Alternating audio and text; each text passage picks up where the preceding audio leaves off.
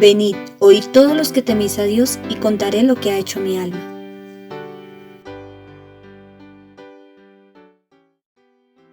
Los tres Elías. Malaquías 4:5 dice: He aquí, yo os envío al profeta Elías, antes que venga el día de Jehová, grande y terrible. De aquí parte el centro de la meditación. Dios nos dice que antes que venga el día grande y terrible de Jehová, enviaría al profeta Elías, es decir, que el mismo espíritu que movió a Elías en tiempo de la apostasía de Israel para restaurar la verdadera adoración a Dios es el mismo espíritu que se va a manifestar para los postreros días.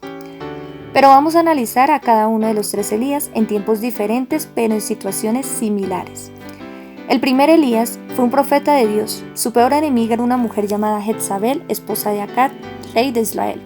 En este tiempo el pueblo de Dios estaba entregado a la idolatría porque la esposa de este rey era una mujer pagana que cambió la verdadera adoración del pueblo hacia Dios por el culto a los Baal. El profeta Elías fue enviado por Dios para hacer volver el corazón del pueblo hacia el verdadero Creador.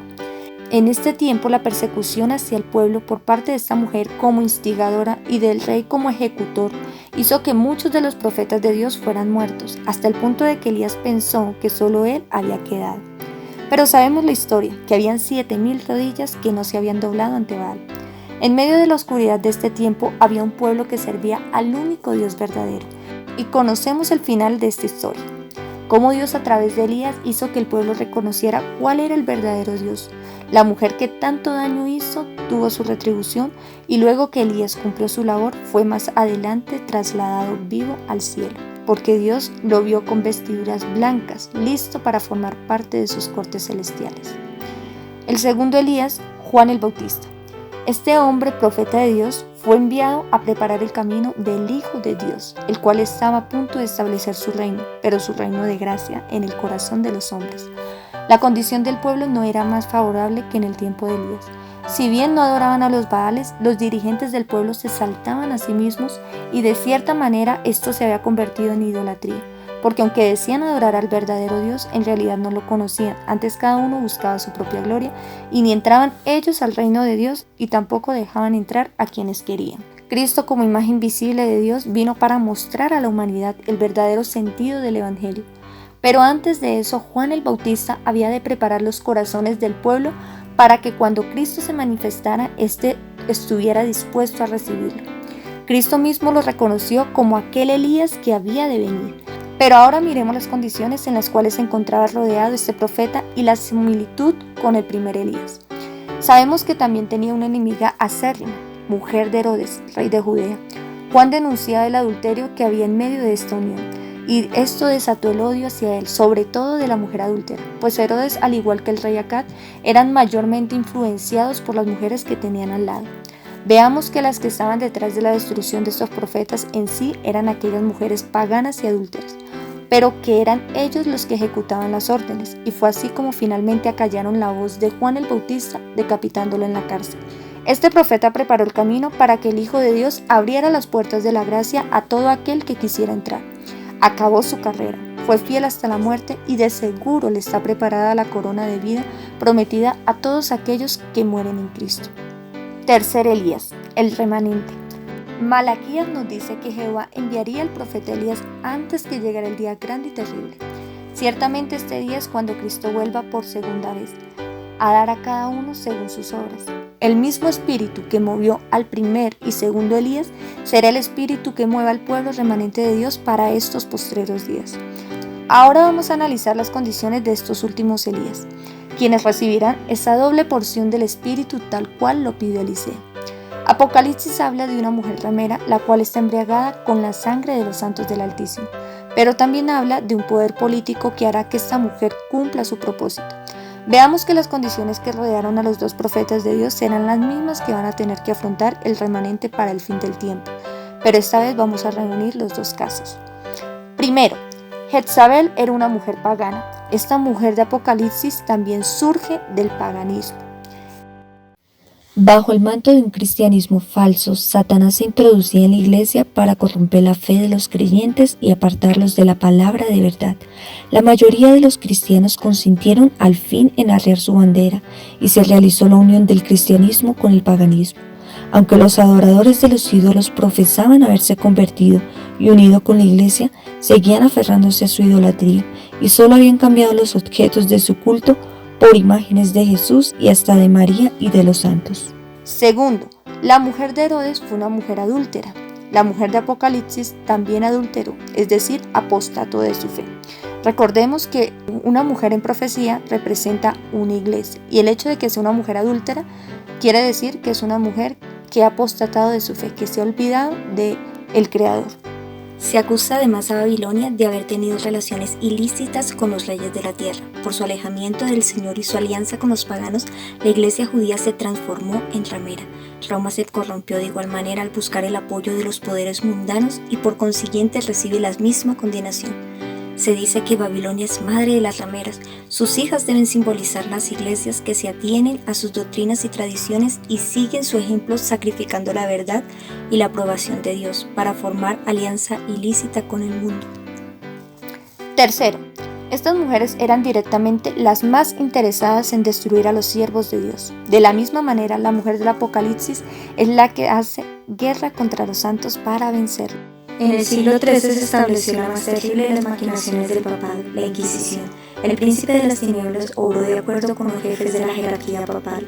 En sus concilios secretos, Satanás y sus ángeles gobernaban los espíritus de los hombres perversos, mientras que invisible acampaba entre ellos un ángel de Dios que llevaba apunte de sus malvados decretos y escribía la historia de ellos por temas horrorosos para ser presentados a la vista de los hombres. Babilonia la Grande fue embriagada de la sangre de los santos. Los cuerpos mutilados de millones de mártires clamaban a Dios venganza contra aquel poder apóstata. Cuarto, tanto Acad como Herodes eran inducidos a cumplir los propósitos de sus malvadas mujeres por tener ellos el poder y la autoridad para hacerlo. De la misma manera, en los eventos finales, esta mujer va a necesitar la ayuda de un poder político para cumplir sus fines, lo cual conocemos como la segunda bestia, los Estados Unidos de Norteamérica. El republicanismo y el protestantismo vinieron a ser los principios fundamentales de la nación. Estos principios son el secreto de su poder y de su prosperidad. Los oprimidos y pisoteados de toda la cristiandad se han dirigido a este país con afán y esperanza. Millones han fondeado en sus playas y los Estados Unidos han llegado a ocupar un puesto entre las naciones más poderosas de la tierra. Pero la bestia que tenía cuernos como un cordero hablaba como dragón. Los cuernos como de cordero y la voz de dragón del símbolo indican una extraña contradicción entre lo que profesa ser y lo que practica la nación así representada. El hablar de la nación son los actos de sus autoridades legislativas y judiciales. Por esos actos la nación desmentirá los principios liberales y pacíficos que expresó como fundamento de su política. La predicción de que hablará como dragón y ejercerá toda la autoridad de la primera bestia anuncia claramente el desarrollo del espíritu de intolerancia y persecución de que tantas pruebas dieran a naciones representadas por el dragón y la bestia semejante al leopardo. Quinto, estos profetas denunciaban el pecado tanto de estas parejas como del pueblo. Así también el remanente de Dios está llamado a alzar la voz como trompeta y declarar al pueblo la rebelión y a la casa de Jacob su pecado. Es verdad que se nos ha ordenado, clama voz en cuello, no te detengas, alza tu voz como trompeta y anuncia a mi pueblo su rebelión y a la casa de Jacob su pecado. Es necesario proclamar este mensaje, pero eso no significa que tengamos que herir, mortificar y condenar a quienes no tienen la luz que nosotros poseemos. No debiéramos ensañarnos en fustigar a los católicos. Entre los católicos hay cristianos concienzudos que andan en la luz que brilla sobre ellos, y Dios obrará en su favor. Los que han gozado de grandes privilegios y oportunidades y que han fracasado en mejorar sus facultades físicas, mentales y morales, que han vivido para satisfacerse a sí mismos y que han rehusado cumplir sus responsabilidades, se encuentran en grave peligro y en mayor condenación delante de Dios que los que están en el error en cuestiones doctrinales, pero que procuran vivir para hacer bien a sus semejantes. No censuréis a los demás ni los condenéis.